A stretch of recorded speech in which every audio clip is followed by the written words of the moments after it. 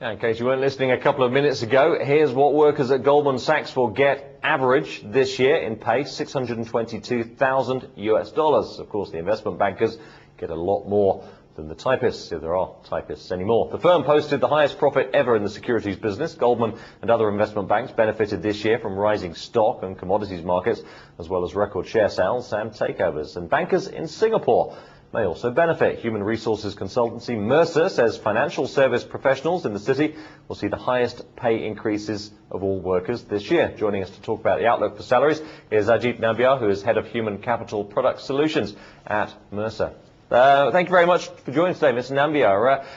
First glance, I mean, you're talking about an average of 4.1% raise this year, 4.2% next year. That's not finance, that's across the whole market.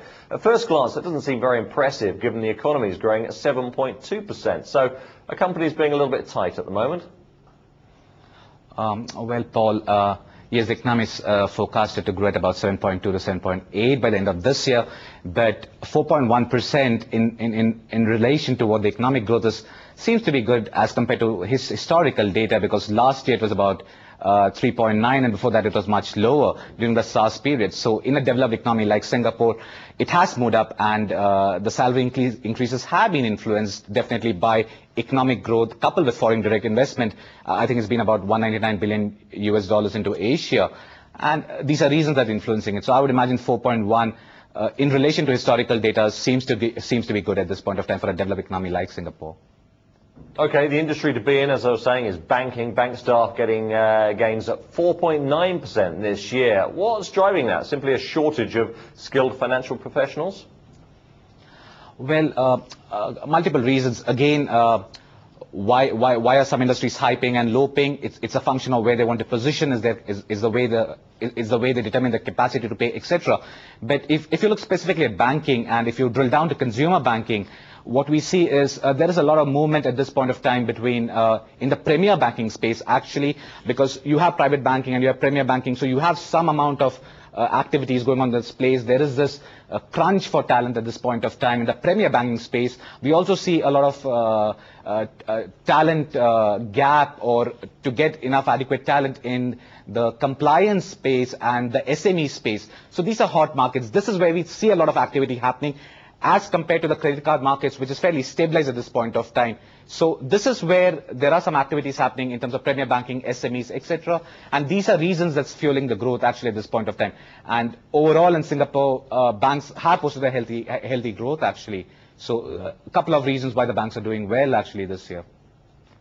So if you do want to take advantage of these pay rises and work in banking, pick your sector particularly carefully. The other end of the scale, property, which surprises me a little, logistics and electronics manufacturing, those are the laggards. Why is that?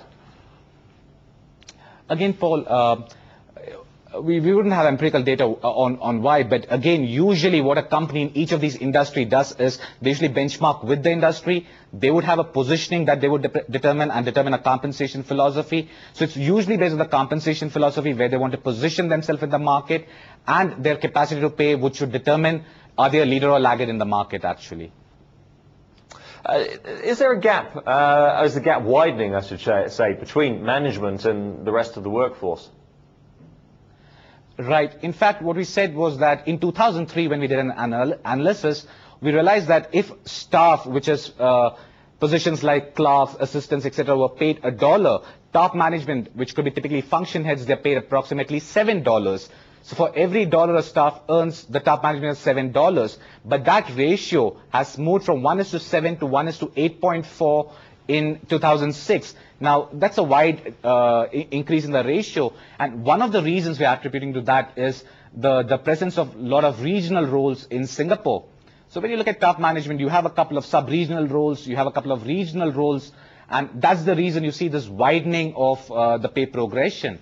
And the learning here, or the take home here for organizations, is that from a benchmarking perspective of top management, you need to be extremely careful to ensure that you're competitive in the market, given you have sub-regional or regional roles, and to ensure that you maintain your cost structure, your compensation cost structure, to ensure sustenance in the future. Okay, and just briefly, you make an interesting point about local versus multinational corporations. The locals generally pay better unless you're a senior manager, in which case the multinationals pay better, correct?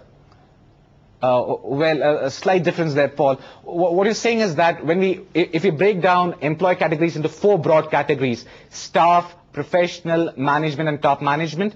Now, the staff category, which includes positions like clerks, assistants, etc., we see that the local companies could be paying approximately 4% higher than the multinational corporations. Again, I would imagine that's not really aggressive, because if I take the lowest paid staff role versus the highest paid staff role, the differential is only 33%. Okay.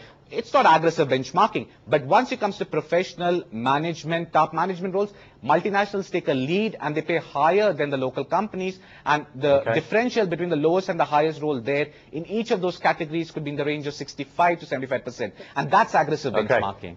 So it's right to say that multinational corporations pay higher in most of the categories.